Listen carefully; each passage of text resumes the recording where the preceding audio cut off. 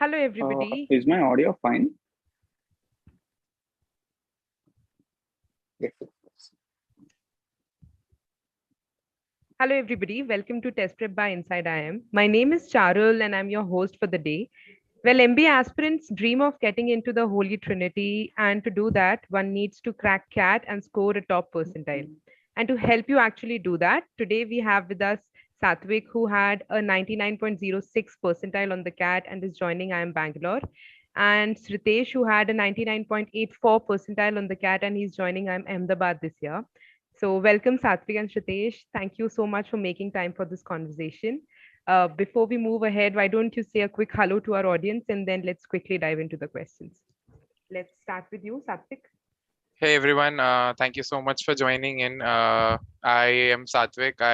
This was my first CAT attempt, and I was fortunate enough to get the right kind of guidance and resources to crack CAT on my first attempt and score a good percentile and get into IIM Bangalore. And today I'm hoping to sort of solve all your doubts and queries, which can sort of lead you to the right path towards your dream MBA college. Thank you so much. What about you, Sritesh? Hello guys, I'm Sritesh and I'm a BCom fresher. This was my first attempt as well, and fortunately, with the right prep strategy and with the right guidance, I was able to make it to one of the Holy Trinity as Charul was talking about. So hopefully, I could give my insights from my journey that I was able to garner, and it would help you guys make it to the top B school as well. Good luck, guys. Thank you so much, guys. So before we move ahead, I want to know that why did you choose management as your career path? Let's start with you, Satvik. When I joined my company, so I'm a consultant at Deloitte. So when I joined as a consultant, I joined as an analyst. I did not have any such plans as to what I'm going to do. I was basically exploring the corporate world and how a business works, how the industry works. But slowly I realized that while working is a great experience, the learnings about business, about how end-to-end a company is operated, these learnings are very incidental when you're working. I mean, it can happen, it might not happen, it's not structured. And I felt like this, that in order to accelerate my career as well as to gain a very broad high level understanding of how businesses work, how companies work, and a management degree would definitely help me with that bird's eye view, if you say so.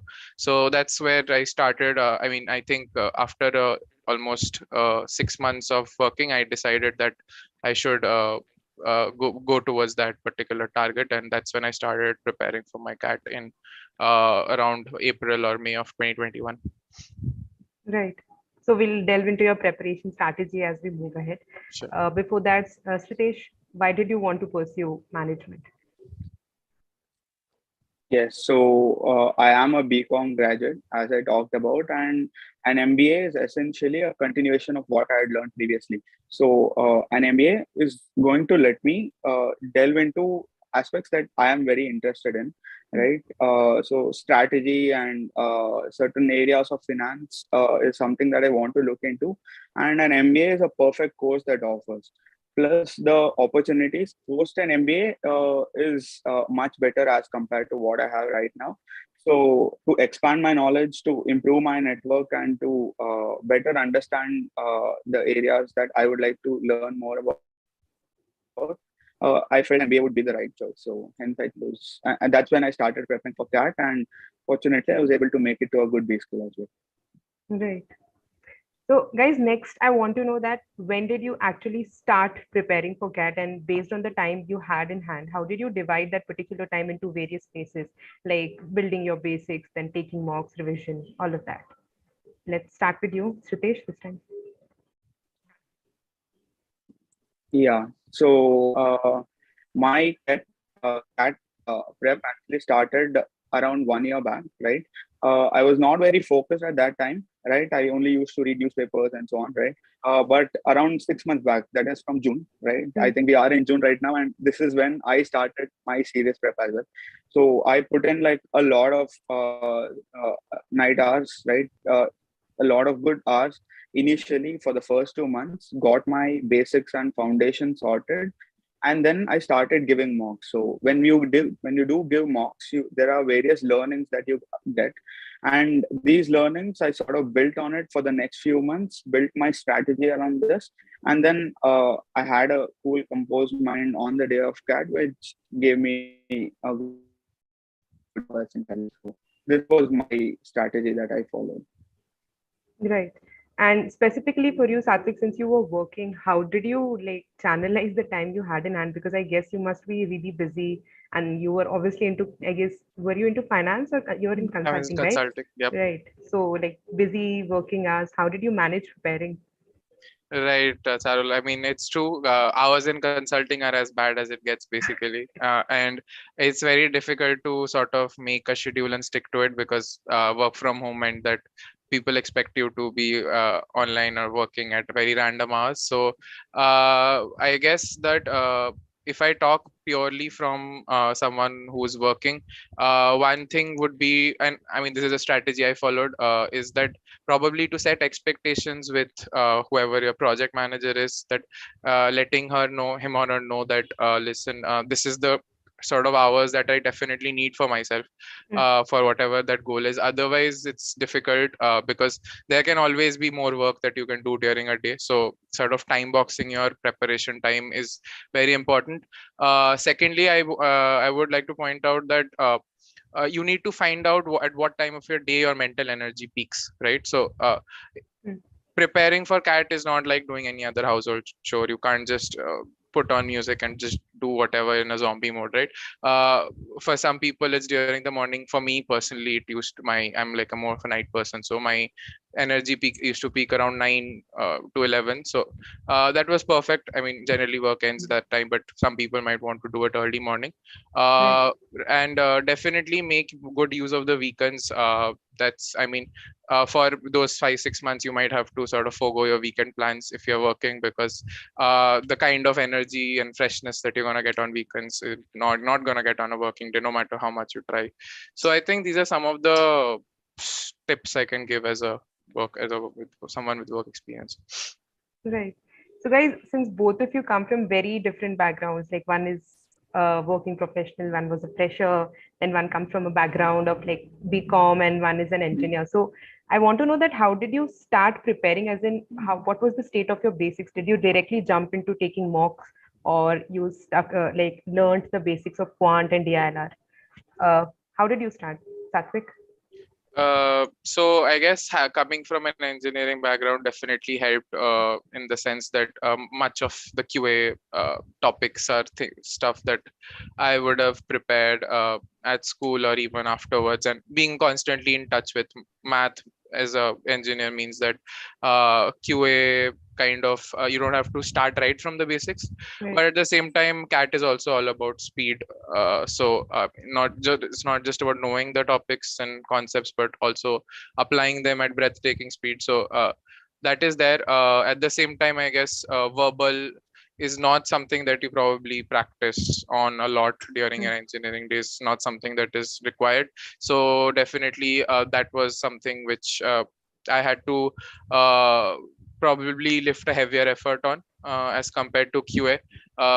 And then I believe that DILR is the most impartial because it's pure logic. So anyone who can think logically will have a good hold on DILR right from the start, and then it's all about practice. So end of the day, I believe everything comes down to practice, but yes, you might have small headways if you are from a certain background. Right. And how did Yes. you start preparing for it, Sritesh? Yes, so as Satvik was telling, so maintaining that rhythm and finding when your best hours are, right? To stay at the peak efficiency when you are doing a mock, let's say. So it is very important. So even in my case, even though I have a BCom background, my strength was always QA. So math was something that I was really good with, and DILR was something I sort of dreaded as well. So I made sure I put in that efforts to read the passage and to understand the root of the passage and so on, because understanding and comprehending is very different from what we are used to in the board exams, let's say 10th and 12th, etc. Right. So the effort, the CAT actually requires a different set of efforts. So if you ask QA is all about knowing the basics. So your basics needs to be strong, your formulas needs to be right. So spending that initial months to develop your foundation is of utmost importance. With respect to DILR, then again, there's a lot of variety that is involved. So solving a bunch of different sets, having a lot of variety in your practice is what will shape your DILR. And I can clearly say from experience that I was even myself, I practiced quite a bit of sets. I was surprised at the set in the actual CAD. So you never know what to expect in that section. So developing this logical frame of mind is very important for DILR and for VRC, which was my weakest section. So regular practice. So spending that 2-3 sets or 3 sets of a section test or whatever every single day and doing it on a regular basis is very important. So over time, where the goal that you are actually trying to reach would come, right? But staying in that course is very important. So there is no breaks, as Sattwik was telling. So putting in those weekends, spending time away from the parties and so on. So all this will culminate into a good CAT, is what I assume. Right. And guys, based on what you just said, we keep getting queries that since the syllabus and everything is so vast, and people who are probably has just started in like say May or June, can they still make it and crack CAT 22, or they should aim CAT 23? What opinion do you have on this, Satvik? Yeah, definitely, guys. I think 6 months is more than enough time to crack CAT. If I talk about my journey, I started seriously preparing for CAT end of March, start of April, but unfortunately, I was in a project for 2 months that was very, very hectic. Almost ended up working like 15, 16 hours a day. So definitely wasn't working on weekdays. And then weekends, I was too mentally burnt out. So there was sort of a 2 month gap to my CAT prep, and I picked up uh, again in June. So I would This say that time, yeah, Hmm? this time, right? June, yeah, exactly. This time I picked up. So you can say that even if you're picking up at this time, you have more than enough time. While CAT syllabus does look very extensive, I believe that most of it is coming down to practice. I mean, if you look at it as compared to other top level examinations like JEE or civil services, the syllabus is not as much. So it's not so much about covering the syllabus that's going to be the hard part as much as it's going to be about the practice. Also, CAT is very much a performance based exam where you could be scoring very well in your mocks. You would have covered everything 3 months in advance, and then you just mess it up on that day. This is true Right. for other exams as well, but not as much, because the window you get is a 2 hour window. You mess up one question, you start overthinking, you mess up the next question. And pretty much so, not only is your knowledge getting tested, but your how you're able to hold your nerves, how fast can you let go of the upset of the last question and move on to the next one. So it all comes down to that, guys. So definitely don't think about it. Also, don't think about when you want to crack, whether it's this year or that year. Put in your best. If it doesn't happen this year, you can always have next year. But if in your mind you already start thinking that, hey, this year is not going to happen, let's try for next year, then it's never going to happen. So that's what I would say. Right. Basically, it's about preparing really hard and giving your best shot. Yes. Yeah. What about you, Sritesh? Yes. Yes, so I can clearly say with confidence that you have quite a bit of time, right? Even I started my prep at this time, and I used to have this sort of like a calendar that shows you how many days are there for CAD, Mm. right? And if I'm not wrong, I think I had around 170 days at this time. So I remember I used to strategize as much as possible. And the moment it comes to 100 days, the moment it comes to 50 days, again that pressure used to be. And even like when there was 30 days for the exam, I used to tell myself this is not my attempt, and I should probably be looking at CAT 22, right? So you will still definitely get this sort of thought, but you should definitely stay in and try to give your best on the day. So as Satvik was telling, so anything can happen in the test, right? So you might be scoring very, very well in your mocks, and you can absolutely screw up. Or as in my case, as I just told you, my weakest section was VRs. It turned out to be my biggest score booster in CAT. So that was the section that I scored my highest percentile and my highest marks in. So definitely having that cool mental thought. So I always tell myself that CAT is only about 40% knowledge and 40% strategy and 20% luck. So Right. luck also has a very big factor to play in. And your mental presence and your strategy bit is also very important. So definitely don't ever feel that you do not have time for CAT 22. You have more than enough time, and all of y'all can definitely make it. In fact, many of the toppers of CAT haven't even started by now. So they will probably do it like a couple of months later, right? Some of the top guys. Then again, you should start your prep as soon as possible. Don't delay it, right? If you are looking at CAT, then do it right from today. So why delay? Right. So, guys, next I want to know from you, both of you, that which was the section in which you had the most difficulty. Now, I know that you had talked about it was, I guess, verbal for you, Sritesh. So, how did you like cope up? Yeah. And I want to know in detail that how did you improve and what did you exactly strategize to improve your score? Let's start with you, Sattwik. So I think my weakest section was DILR. I remember in the first few mocks I was scoring abysmally low, and I was pretty worried about it because I thought I had the confidence that I would overall get a very good score, but I was very scared that my sectional cutoff wouldn't make it for DILR. That's how low I was scoring. Uh, so I believe what really helped for me was that obviously this is a very simple advice that you give more time to what is your weakest section, right? Second is that a lot of people make this mistake of thinking that okay, it's my weakness, so whatever marks I'll get in it, I'll get in it. Let me focus on my strengths. Right. That's not a very balanced uh, way to go. I know a friend of mine who has cracked CAT 3 times, has got more score than me, but ended up failing in one section every time, so he couldn't get through. So don't be that guy, guys. Probably there are many ways to focus on a section. You can take sectional tests.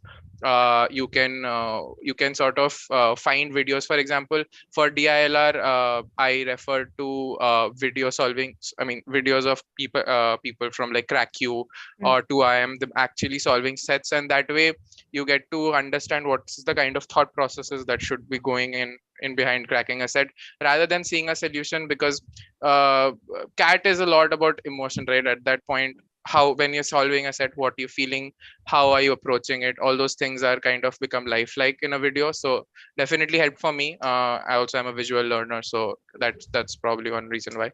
And yes, practice, and the end of the day, practice more. And I don't think any section, any weakness, I mean, all of them can be achieved and overcome. So yep. Right. Also, Satvik, one notion that goes around generally is that for quant we have a structured syllabus, but that's not the case for DILR. So, Mhm. like if somebody is just starting out, how can one actually understand, okay, that these are the topics I should study around? Because you never know, it's like a dead ocean. uh, that is true in terms of topics, but at the same time, guys, DILR is also purely about logic and aptitude. So if you know how to apply your logic, then Mhm. it doesn't come down to any topic or any context. Or so for example, in QA, it could be possible that you didn't study the formulas for compound interest, simple interest, and as a result you couldn't do the question.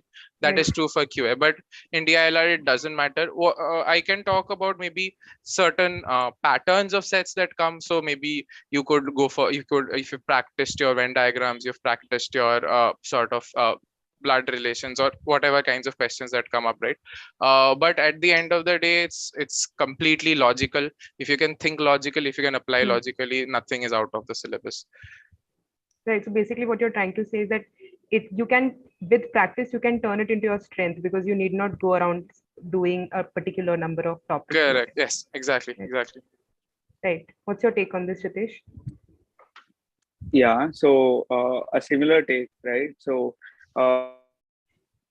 DILR, so people feel it is very unstructured. So every time you are solving a set, there is some logic that is hidden behind the question, and that is what we are trying to decipher. So while you are looking at the particular question and that particular example, what subconsciously happens is that you are also trying to figure out the logic behind it. And as you solve more sets, you see that figuring out this logic behind the set is becomes much easier.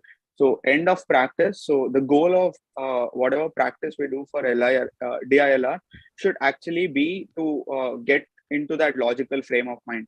So and every year, CAT is prone to giving out new sets that has not appeared for the last, Right. let's say, 10-15 years or so. So when this sort of when we are faced with new questions, this structure that we have developed, so as we solve more sets, we sort of develop a structure as well. This structure comes into play, and we are able to solve it. So one instance that I can give in my actual CAT exam is that all four sets were difficult, right? I picked one easy set and I was able to do, but then all three sets were very difficult, right? I hadn't practiced any of those kind of sets, and they were lengthy as well. So what I did was I did the best optimization possible. I tried to see what logic can be applied, and somewhere a couple of numbers clicked, and I was able to solve one more set. So that is how I was able to pass the barrier in the DIR. Else, the situation would have been very different from right now. So yes, so even though people feel it is very difficult, they can put in sort of the efforts and overcome it. And for the other two sections, it is very structured in the sense, if you look at VARC, there are four passages, and four passages would have 4 to 5 questions each. And there is a typical format that's followed with BA as well. So all these are again very helpful for practice and for the exam as well. Right. Guys, what specific resources you have been using for practice? Sattwik? So as I previously mentioned, since DILR was my weakness, I was referring to CrackU's top 25 DILR sets, or sort of videos like that they brought out, I think, within a month before the exam. So those are very helpful because like you were talking about how DILR sets are unstructured, but what they've done is they've tried to capture sort of all the possible DILR patterns, or different sort of questions that require very different kind of thinking processes or logic, so that you are not thinking linearly, and you kind of are thinking as widely as possible, so that no set can sort of startle you or break you, right? You should be able to have some sort of headway into every set, and then once you start, your mind keeps thinking, and that flow happens. But you shouldn't be baffled just by seeing a set, that what is this. Right. So that kind of helps with that variety of an assortment of sets that they pick. Also for concept, I think I used Times manuals package, basically their package, and then for mocks I did both Time and IMS mocks. So since they have a very high number of students attending their mocks, so you kind of get a good idea of where you stand in each of the mocks. And also I've seen that their mocks are pretty varied, in the sense that they will not stick to a particular structure, let's say 20 questions, so they're giving 20 questions every mock. Sometimes they'll give 22 or 24, just so that you are prepared, that in case CAT decides to sort of mix it up, you are not completely taken aback. So all that. So yeah. Right. What resources Right. were you using, Sritesh? Yeah. Yeah. So as Satvik mentioned, even I had taken the test series from both Time and IMS, right? So the proctored mocks. So a proctored mock is when you are taking the test within a certain window, and the responses of only those people who take within that window is recorded. So this proctored mocks is very important because these are also the people you would take the exam with on the day of CAT, right? And because of the high number, you also get like a good indication as to where you stand with regards to your preparation and so on. So the proctored mocks are very helpful. mocks are very helpful. Apart from that, I also made sure I practiced all the previous papers. So we had proper data up until 2016 or so. So papers from 2016 to 2020, and we also had papers when it was a pen and paper test before 2008. So the original papers actually show you the proper level of difficulty of the CAT exam, and they also give you, again, they give you a variety of sets. So some of the there were some particular very difficult Della sets in 2004, 2005, and so on. So practicing these gave me like a good variety. One more thing I did with regards to my prep is sectional test, because CAT, we know that CAT is going to be a computer-based test, and it's one should also have that mental stamina to see a question on the computer screen and then do some working on a paper and then figure out the answer. Right. So for this, I made sure that instead of taking tests on a pen and paper basis, I took it on a computer screen, so that to this format as well. And that definitely paid off towards the end. So more mocks and past papers and sectional tests. That's that. Right. So guys, as we are just talking about mocks, I want to know that when did you exactly start taking mocks and what has been your timeline? How many mocks did you take over the course of your journey? Sattwik? I don't think I took way too many mocks, probably because, like I said, because of that very hard project, my Right. CAT prep got delayed. So I think I started taking mocks around August. Probably won't recommend that to people. You should start a little earlier. I started taking mocks in August, so August, September, October, and even in August, September, I wasn't giving, I think, more than 2 or 3 mocks a month. Oh, it was only in October that I really ramped up, and I think by November I was giving 4 mocks a week, 4-5 mocks a week. So also don't overdo it, guys. That way you'll run out of mental energy also. But I think keeping up a healthy balance, if you can give mocks right from the start, you will get into the habit of giving mocks. One more thing I think is a common misconception is that you have to give a mock only when you finish your entire syllabus. That is not true. Do not, because as such there is nothing in CAT which is like so out of so which requires such knowledge that you cannot give at all. So definitely something you can go for. Okay, yeah. Right.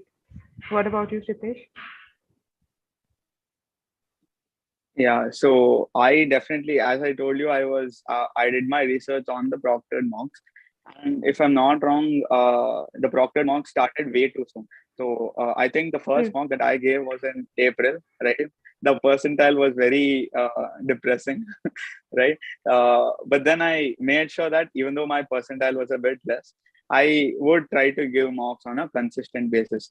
So I think for April, May, there was like 1 mock each, and from June, I think the June, July, a couple of mocks, 2-3 mocks a month, and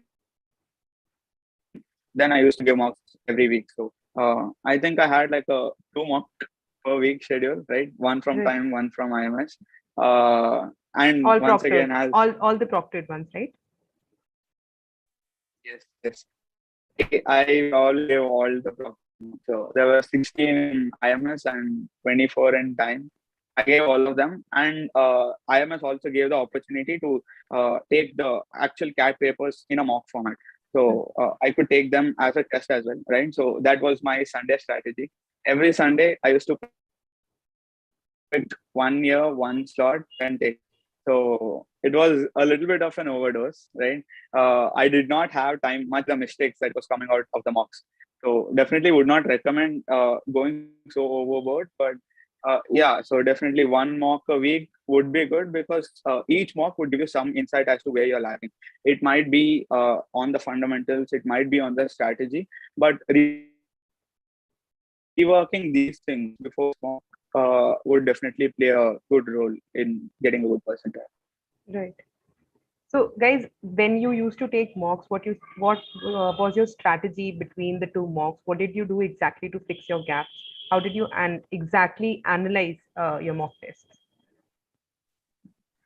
Right, Sattwik? Yeah, so I think when you once the mocks answers are out, the results are out, also the percentiles are out for that mock. First, you see that how well you've performed as compared to your last mock in each section. Also, then try to bifurcate each section into areas of weakness or areas of difficulty based on, like, you'll have a mental trend that, hey, every time whenever there's a geometry question, I have taken, so they'll show how much time you've taken, Right. how much time other people have taken, what has been your accuracy in overall geometry or overall, I mean, section wise accuracy, section wise marks. So you can sort of get a mental picture of that you have not been doing very well in geometry, or maybe your accuracy has been high in speed time questions but not your speed, right? So that way you get all those analytics when you give mocks for time. So definitely you can use that to work on those particular sections or topics to give topic wise tests. Second is whatever questions you have not been able to solve, don't just look at the answer and just explain, oh shit, I should have marked D, I marked B. Right. See why they marked D, why not B. Convince yourself. If you're not convinced that it should have been answer, you're going to make that mistake again, right? So till the time you're convinced, keep looking at that solution, even if it means giving an hour to a particular question. So definitely internalize the process, and that's how you improve. Right. How did you go about it, Sritesh? Yeah, so mock analysis, as I was telling, so either when you make an error, right? When you make a mistake, either it can be because you're not sure of the fundamentals. There was a formula that you had to remember, and you did not remember that, and that was why a mistake could have occurred. Also, you could have gotten the formula wrong in the first place. So this would come under a fundamental error, and a strategy error is when you have focused more time on the wrong question. Ideally you should have skipped that question, but you did devote more time, and that sort of ate away into time of other questions, the easier questions that you were not able to solve, right? So figuring out both of these things was the first point. So one, I used accuracy, right? As Sattwik was telling, so you will get to know how many wrong questions you marked it, but it became a wrong question. It became a wrong answer. So focusing on these things, improving fundamentals is a primary thing. So you should not get the fundamental wrong in the first place, right? So I would definitely rectify it before the next mock if my fundamentals were wrong. But strategy is something that you should try to figure out for yourself. So I clearly remember that I used to try various things that other people used to do for VARC, but none of these things worked. And finally, at like the second week of October or so, I figured out what actually worked for me. So I started actually skimming through the passages before answering them. It did not work for me. So I started taking each passage head on, and then based on difficulty, either I would attempt it or I would totally leave that passage. So that was the call that I used to take, and that's what worked for me. So you should also figure out what strategy works for you. Apart from that, like one advice I would give to all aspirants is that you do get video solutions and written solutions for each question in a mock. So please, if possible, you can make note of important formulae. So maybe a thing that did not occur to you for the same question, a different formula was shown in the video solution. So I used to make note of all these things, and right before the mock, I used to revise this 4 or 5 pages. So all this had important formulas, and definitely it came into use one place or the other. And after like a period of 10 to 15 mocks, you start internalizing these formulas, and it becomes much easier to solve questions. Same for LRDI as well. So any important logic that you probably missed out, you can make note of it and then revise it before the mock. So this definitely helps. This was sort of my analysis and what I did. And adding on to what Sritesh said, I think this is one more reason why you should start your mocks early. Mocks are the place where you try out all kinds of strategies, right? So do not be afraid to experiment different strategies. Do not get too comfortable with the strategy very early on, thinking that because of this I'm scoring very high in a certain section. For all you know, there could be a different strategy for which you might score much higher. So till I would say couple of months or 3 months before the actual exam. Don't get too comfortable on strategy. Keep trying new things and then only lock on to what you find works best for you, right? So yeah, definitely. Right. Also, guys, since we are Uh, talking about, yeah, please go ahead. yeah, so adding on one more thing to that, Satvik also told that you should like give mocks quite early, right? Even though you haven't finished your syllabus, right? It's not a particular syllabus, but even though you haven't finished whatever you have to, you should definitely give mocks. Because if you look at the numbers and the percentile, you are not expected to solve 100% all the questions in a particular section. You can definitely get by with a good percentile, even with half of the questions, right?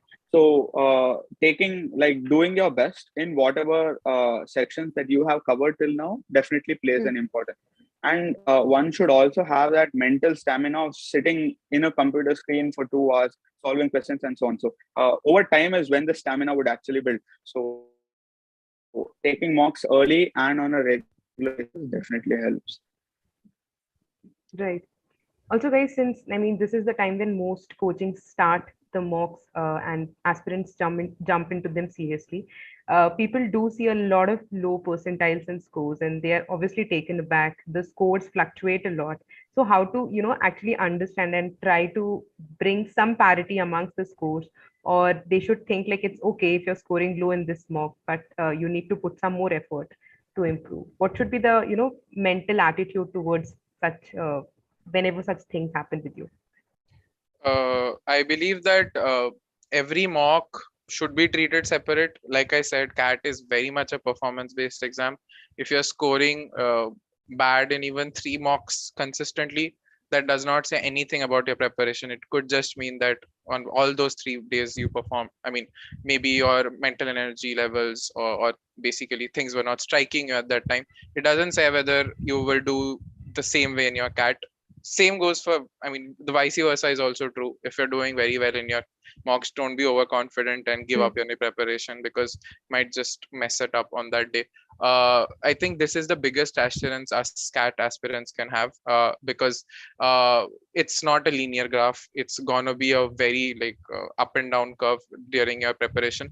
If you see that it sort of stabilizes towards the last month, then you can be assured that you have sort of reached a safe place where that basically means that you have cracked the strategy. That is why Hmm. you are getting some stable scores, and then you try to increase that stable score to a higher score. But if you're getting erratic scores, especially at the start, please be assured that it's very normal. It happens to all of us, even the highest percentilers. Right. How was the ride for you, Sritesh? Was it bumpy or like Yes. linear? It was totally bumpy. I mean, I saw my percentiles go up in plus 20, minus 20, plus 15, and so on, right? So, a very wavy graph in that end. So, in fact, I always used to get more excited when I got the low score because, end of the day, a mock is meant for you to give you a lot of learnings. If you have done everything well, then there is no learnings from that mock. So ideally, I would say you should do that, right?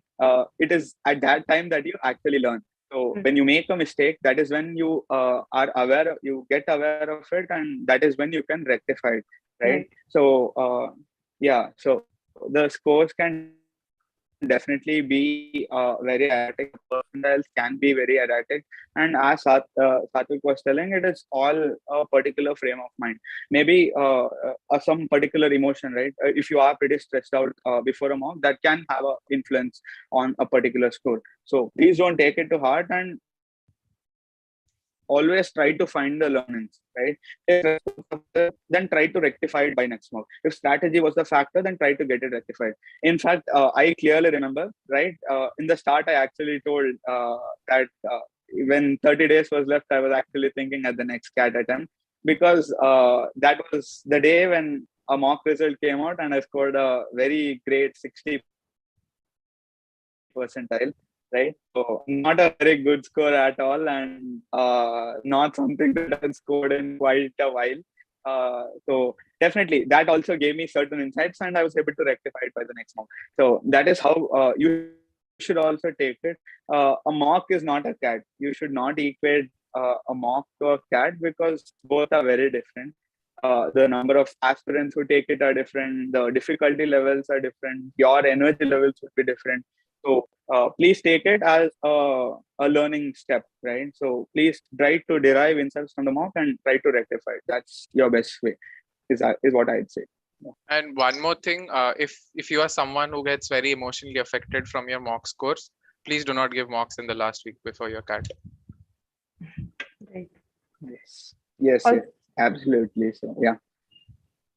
Right. Also, guys, like people who appear for CAT appear for many other management entrance exams as well, be it XAT, IFT, and MAT. So, were you also preparing for the other tests simultaneously, or it was everything after CAT results came out? Sattwik? Since it was my first attempt, I wasn't really preparing for any other exam. So I don't think I would be the right person to talk about those strategies for the other exams. But as far as I understand that GK and things like that are something that you need to be on top of. Anyways, reading newspapers is a great habit for your CAT prep as well as your interview prep, as well as for the ZAT and all, because you are kind of on top of what is happening around the world, and also helps with your passage and comprehension reading skills. So kind of my overall strategy, but yeah, I did prepare for enormous. Right. Did you prepare for any exam, Sritesh?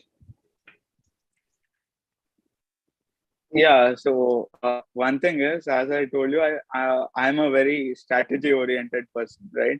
So CAT is the first thing that you get, and only post CAT is when you have the various other exams apart from NMAT and a couple of small exams, right? So CAT is the one thing that you should focus on.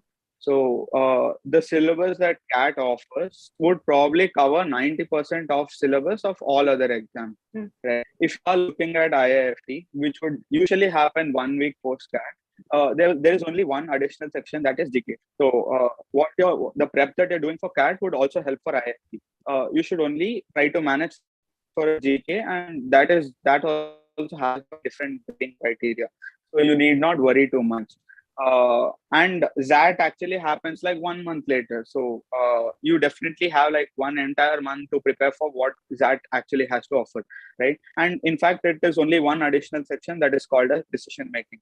So if you are preparing for any other management entrance test, so you would definitely have the time.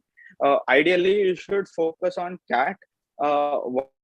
One, because it is the biggest management entrance exam, which is taken by most people.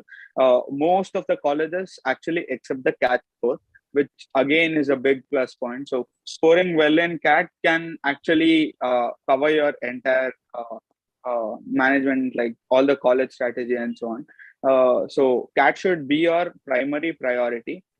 And post CAT, depending upon how CAT goes, you can actually focus on other things, right? For me specifically, I knew that I was going to score a very good percentile. So I did not focus much on that, and I started prepping for my interviews and so on. So that is how you can structure, and you get a lot of data on the way as well. So that helps. Right. So guys, after going through the entire grilling process of like a year or 7, 8 months or whatever, what was your final day like? What was your strategy for the final day? Sattwik, how was it for you? I believe that a day before, I think that 2 days before the D-Day is when you sort of take a last look at your formula sheet or whatever little points, notes that you've jotted down for yourself. A day before is when you basically give up on everything and just relax, chill, and do not take stress, because I believe that a person who is stressed for CAT, even if he has prepared for 2 years, will do worse than someone who's prepared for a month and not stressed. So definitely that's the first demon that you have to defeat for before your CAT, is to not be stressed. Definitely try to get some good sleep. There's nothing that an active mind cannot do, I believe. So sleep and don't be stressed. I mean, things that are easy to say but definitely difficult to put in practice. But second, also one more thing is that when you go in and when you're giving the paper, stop thinking about the consequences, stop thinking about what will happen if I do this way or do that way. Just just be in the process. Just imagine that you're being thrown one challenge after another in a question, and to keep going through them, beating them. Also, don't get hung over in sections or questions. If your DILR goes bad, don't start your QA thinking that, oh, my DILR anyway went bad, what's the point? Don't think like that. Treat every question as a new question, treat every section as a new section. That was kind of the strategy I went with.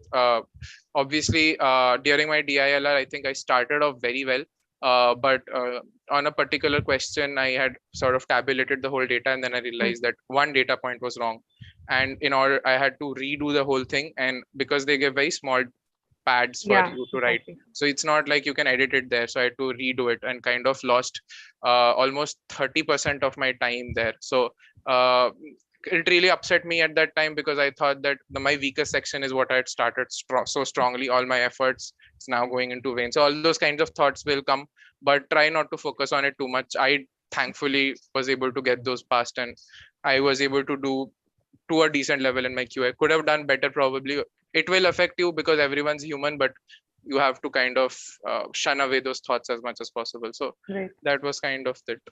So what was your state of mind basically when you got stuck? Were you calm, or like you decided to go all about again? So there were two ways. One, I could have gone about it. I could have just edited that data point there, keeping everything same, or I could have just redone it. I went the first route, which was not the right way. I mean, it actually depends on the situation, but it was not the right way to go, because I realized that a lot of the points in the table are sort of linked to each other. So if you have messed up one, then you messed up the other, and then you messed up the other. That thought didn't strike me because I started panicking at that time a little bit. And then I sort of edited it. Then I realized that none of the options were matching with my answers. So I went back again. Then I realized that I should have make a fresh table. So definitely panicked quite a bit. I believe 30 minutes, right, is what your section time is. Sorry, 40 minutes. So 40 minutes, right? So I believe I could have cracked that question, that entire set in some 15 minutes, but I ended up taking 30 minutes just because of that particular error. And then I had just 10 minutes for a DI question, and I literally didn't even use my pen paper. I literally eyeballed it. I say like just literally looking at the numbers and sort of selected whatever was closest. So again, something probably which comes from a lot of practice. I mean, someone who's giving that for the first time, they wouldn't think like that, but I knew that 10 minutes is not enough for me to read the whole DI set and do it on pen paper. So it's better to sort of do a shot in the dark and get at least 3 correct. So things like this will come out of practice and help you even in your toughest situations. So yeah. Right. So basically, in those times, you can make some sort of estimations and sort, but even those estimations needs to be backed by logic and practice. Correct. Yes. Yeah. How was your days, Ritesh? Yes. Yeah. So me personally, I get overstressed for any exam. The day before exam, I'll probably be freaking out. And knowing the importance of the CAT exam, I freaked out quite a bit, right? And as Sattwik was saying, sleep is very important. And telling yourself to sleep, you're not going to sleep, right? So that anxiety again hits you. Then, try to get as much as sleep as possible. Again, easier said than done. So definitely being rested, being calm, definitely improves your mental state of mind is what I feel. So I did have a decent meal as well. So I had the first slot, and I had to leave my house at 6 or something, and I tried to eat a little bit, right? So I was used to that, so I did do that. Then again, the exam was complete chaos, right? We did not know how many questions was there in each section, and ours was the first slot, right? So we had to be the CAD setters actually wanted us to get surprised, and we thoroughly got surprised as well. So as I told you, like my strategy I held my strategy for the VRC. I took each passage head on, and there was one very difficult passage. After reading 2 paragraphs, I had no clue what it was about, right? So went on directly to the questions, did what I could, and tried to make the best of the situation. So held my strategy, and that sort of sailed me through. But DILR is one that actually surprised me quite a bit. So we had 4 sets, which was different. Like for the last year, I think there was 5 sets, and we had 4 sets, and the difficulty was also relatively high. So I saw the sets, 2 of them no clue, one of them partial clue, and one of them some good clue as to what needs to be done. So did the easier one first. Got only 3 questions right, which was again a little bit surprising. But then when I went to the set that I thought was easy, turns out it was very, very lengthy. It was a 4x9 table that we had to fill. And as he was telling, it's a very small notebook that they Hmm. provide you. And even that one table was still incomplete, right? So then again, I had to take guesstimates and try to take a very calculated risk over there. For 3 questions, I took like a good risk, and for three, I was able to solve. So thought my attempt was terrible. Having like 4 good questions was going to save me, but turned out the questions that I did take the risk in actually gave me the reward. So in a DILR, there would always be turbulence. You should try to make the best of the situation. So that was what I followed, and my strategy went totally haywire for DILR. And but still, I I did try to make the best of the situation, and all this I thought would put on for the QA, right? So for the QA section, I thought I would get tense, but then all that practice that I did, all that mocks that I taken, one thing that I consciously made an effort was to stop thinking about the previous section before I started one. So while the moment I started QA, I totally forgot about my VRC, the good part, and the bad DILR. Hmm. So I did try to start QA with a fresh mind, and there were some questions that I could not make headway in, right? So I actually marked those questions, and then I came back towards the end with a fresh mind, and I was able to get those questions as well. So even though there was a couple of silly errors in my QA bit, revisiting a couple of old questions with a new thought is what helped me get like those last few questions right. And definitely that's something that everyone must do.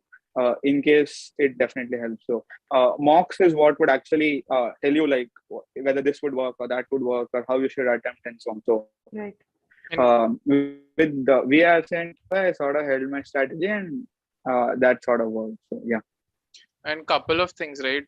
One, like Sritesh was pointing out about calculated risks, right? When you practice enough, you develop this sort of intuition, right? Hmm. Towards certain options or certain questions. So essentially, what you're doing is you're swinging your luck in your Hmm. favor. Hmm. So what would be completely wild luck for someone who has not practiced enough is something which you are shifting the odds to like an 80-20 or a 90-10 in your favor, simply because you have developed that sort of a sense after having quite down questions over and over and over and over. So Right.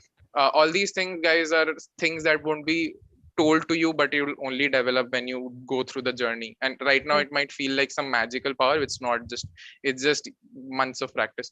Second thing is that don't give your mocks in a very comfortable situation. I mean, if you're someone who likes to take a nice afternoon nap after a heavy lunch, try to give a mock during the afternoon, because you don't know when you're going to get your slot, right? So if you're someone who does best in the morning and then tries to sleep in the afternoon, give your mocks in the afternoon, see that whether you're scoring as much as your average scores, right? So one thing I used to do for my mocks is for a few mocks, I went to sleep at 3, I used to wake up at 7, and then I gave the mocks just to see how bad my performance goes as compared to my normal mocks, because you might just get a morning slot at Hmm. some 50 kilometers from your house, right? So be prepared. If you're prepared for all those situations, then the D-day is just another mock. Otherwise it's not. If you're every time you're nicely taking a nap, Yes. switching on your AC, telling everyone to stay Mhm. quiet in the house, and then sitting down, then it won't be like that. There will be noisy fans, yeah, Announcements. announcement. It could be anything. So that's how you sort of convert your D-day to a normal day. So Right. yeah. So basically, one thing which is very clear from your journey is that you need to prepare and do everything, but that is, I mean, that is really important. But at the end, it boils down to how you're attempting your paper and how you're behaving on the final day.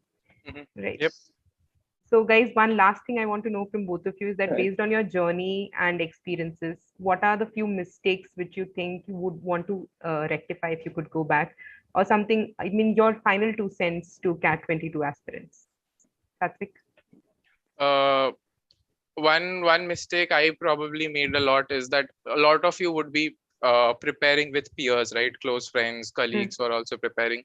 Stop comparing your mock scores with them, uh, because what you need to improve upon is yourself, not on them. So if you keep comparing your score with them and see that, hey, every time I'm scoring better than him, it will give you just a false sense of confidence, because he is neither the most probably is neither the 99 percentiler. Because I mean, if you take a random distribution, what is the chance that one top 99 percentiler is with you? So stop comparing with him, keep working on yourself, keep comparing with your previous mock scores. It's okay to take inputs, insights from them, or I mean how they're solving questions or understanding strategies, but end of the day it's your journey. So definitely that's one, I think, one mistake I used to make a lot and I realized later. uh, second thing Second thing is that this is something very specific to engineers, I would say, is that do not be overconfident on your QA section and think that you can solve every damn question in there. Do not think that if you're not able to solve a question, don't take it to your ego that, hey, how can I not solve a question when I have cracked J? Please don't think that. This is different. Here, nobody's testing your math skills. People are, what they're testing is your ability, many different things, right? Not Hmm. just your math skills, but your ability to take stress, to Right. your verbal skills. So all, having a strategy for every section is important, instead of having this confidence that no matter what question comes, I'll do it. So definitely divide. Again, a mistake which is I have personally made, that's why I'm saying this. So then, and I realized that every QA section I was scoring low, despite me being the best at it out of all three sections. So uh, basically then I decided to make the strategy of dividing it into easy questions that you sort of attempt first, then medium, then hard, very hard. So that's the second mistake I would ask you guys to sort of not make. And finally, have something that motivates you on a day-to-day basis. Sometimes having an end goal is not enough motivation, because there will be days that make you feel that, my god, it's still 4 months from now and I have to keep doing this on and on and on. Have something that motivates you from day to day. Like, for example, what I used to personally do is I used to take a stopwatch, and when I was Hmm. solving each question, I would start the stopwatch, see that how fast can I solve it, right? That's what used to give me a kick. Hmm. So find your own kick, guys. That's the only way you're gonna keep your self focused. So yeah. Right. Thank you so much. Your take on this, your final 2 cents, Ritesh. Yeah, so one thing I will definitely tell is you should try to stay consistent, right? So consistent that like success sort of asks. So Hmm. if you are consistent with anything, you will sort of see success at some time.